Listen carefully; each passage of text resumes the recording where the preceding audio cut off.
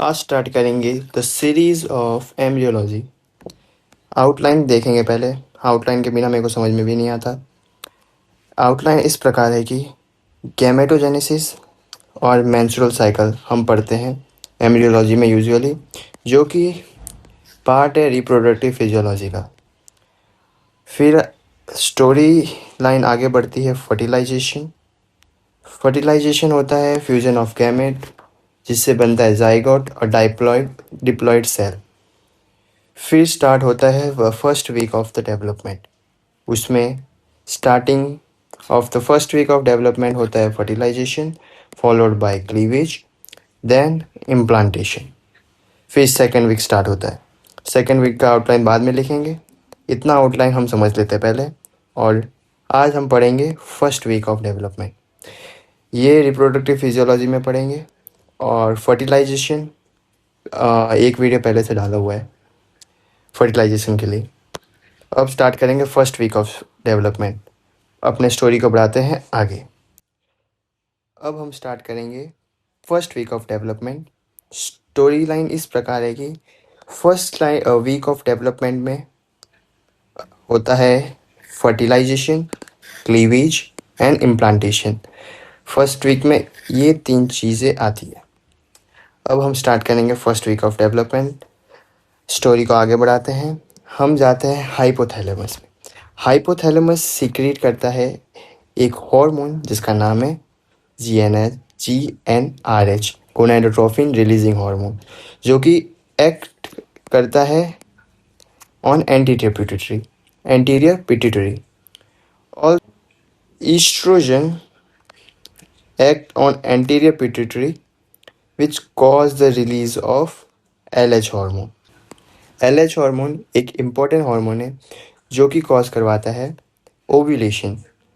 अगर तुम लोगों ने मेंस्ट्रुअल साइकिल पढ़ी होगी, अच्छे से सारे हार्मोन पता होंगे, तो ईस्ट्रोजन के पीक के कारण रिलीज होता है LH।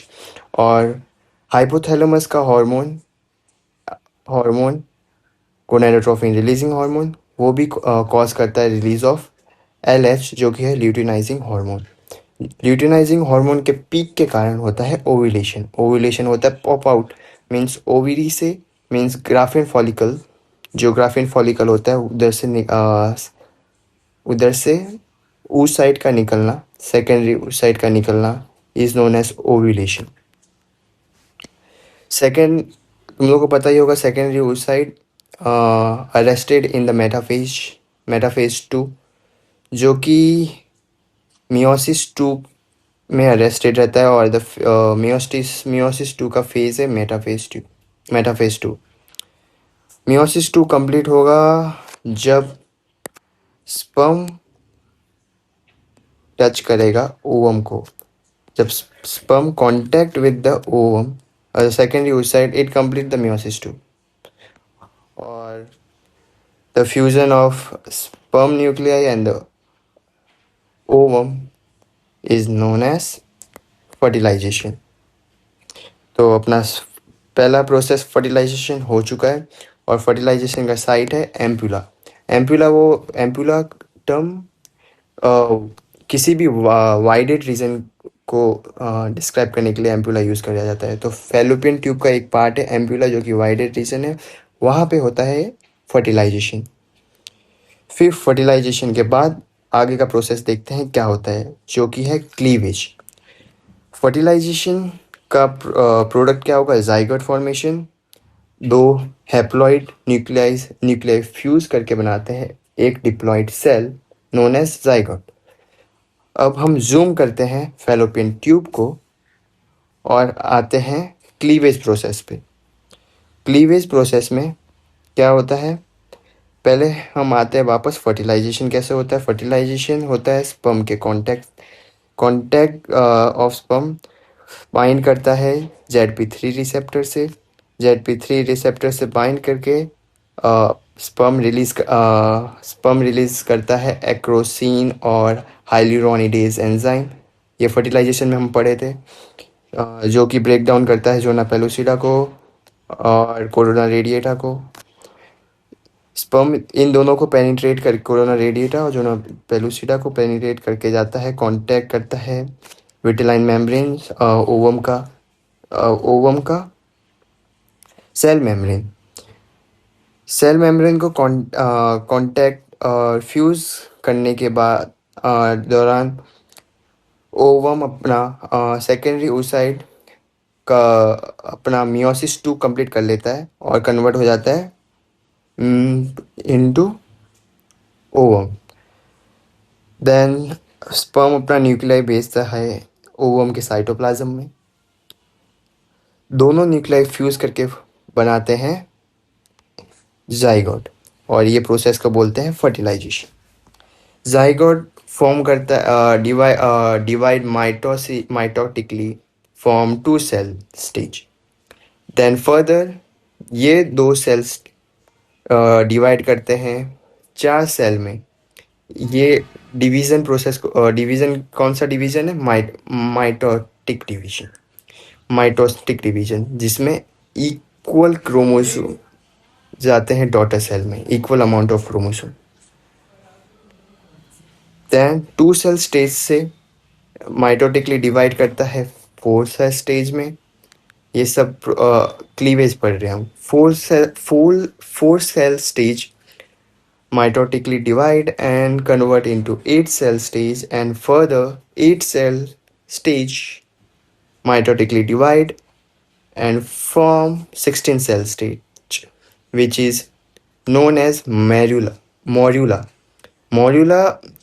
टर्म उस टर्म यूज करते हैं जिसमें 16 सेल के ऊपर के सेल हो, 16 से 32 सेल के बीच में, उसको बोलते हैं मॉड्यूला। मॉड्यूला के सेल को बोलते हैं ब्लास्टोमियर, जो कि फॉर्म करेगा ब्लास्टोसिस्ट। ब्लास्टोसिस्ट कैसे फॉर्म होता है? जब zona pellucida start to disappear, तो जो यूटेराइन फ्लूइड होता है वो क्या बोलते हैं इंटरस्टिशियल स्पेस में अंदर आने लग जाता है। अंदर आके फॉर्म करता है ब्लास्टोसील, जो कलेक्टिवली फॉर्म करता है ब्लास्टोसील और एक सेल के मास को वो साइड कर देता है, उसको बोलते हैं इनर सेल मास। और जो इनर सेल मास के बाहर है, ये जो बाहर है, जो लाइन कर रहा है पूरे, उसको बोलेंगे आउटर सेल मास। फर्दर ये आउटर सेल मास और इनर सेल मास डिफ्रेंशिएट करता है और इस आउटर सेल मास को बोल देंगे हम ट्रोपोब्लास्ट, और इनर सेल मास डिफ्रेंशिएट करता है और इसको बोल देंगे हम एम्ब्रियोब्लास्ट। ट्रोफोब्लास्ट आगे जाके प्लासेंटा बनाएगा और एम्ब्रियोब्लास्ट बनाएगा embryo. Further trophoblast divide into cytotrophoblast and syncytiotrophoblast और एम्ब्रियोब्लास्ट बनाता है बाइलैमिनर डिस्क।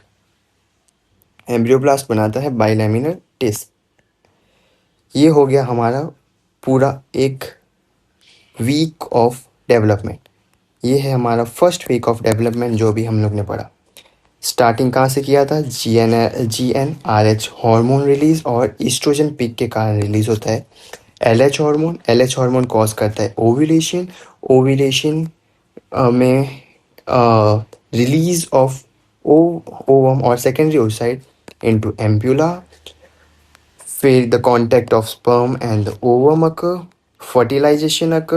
फर्टिलाइजेशन से फॉर्म होता है जाइगोट से फॉर्म होता है 2 cell stage से 4 cell stage, 4 cell stage से 8 cell stage, 8 cell stage से 16 cell stage जिसको बोलते हैं मॉड्यूला। 16 cell stage को बोलते हैं अर्ली मॉड्यूला और 32 cell stage को बोलते हैं लेट मॉड्यूला। मतलब 16 के ऊपर सेल वाले स्टेज को बोलते हैं मॉड्यूला।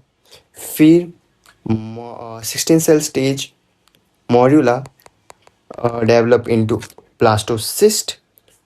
फॉर्मेशन ऑफ ब्लास्टोसिस्ट उसको बोलते हैं ब्लास्टुलेशन और कुछ नहीं। ब्लास्टोसिस्ट के 2 पार्ट हो जाते हैं, एक इनर सेल मास और एक आउटर सेल मास, और एक सीलोम रहता है उसको बोलते हैं blastocoel, means a fluid fill cavity. जो कि यूटेराइन फ्लूइड के अंदर आने के कारण बनता है। और outer cell mass differentiate into trophoblast, inner cell mass differentiate into embryoblast. Trophoblast further differentiate into cytotrophoblast and syncytiotropoblast. और embryoblast differentiate into bilaminar disc, जो हम अगले सीरीज अगले एपिसोड में देखेंगे, जिसमें हम पढ़ेंगे बाइलैमिनर डिस्क के बारे में, जो कि होगा second week of development. Embryoblast form करेगा एम्ब्रियो और ट्रोपोब्लास्ट फॉर्म करेगा प्लासेंटा, ये तो पता ही होगा।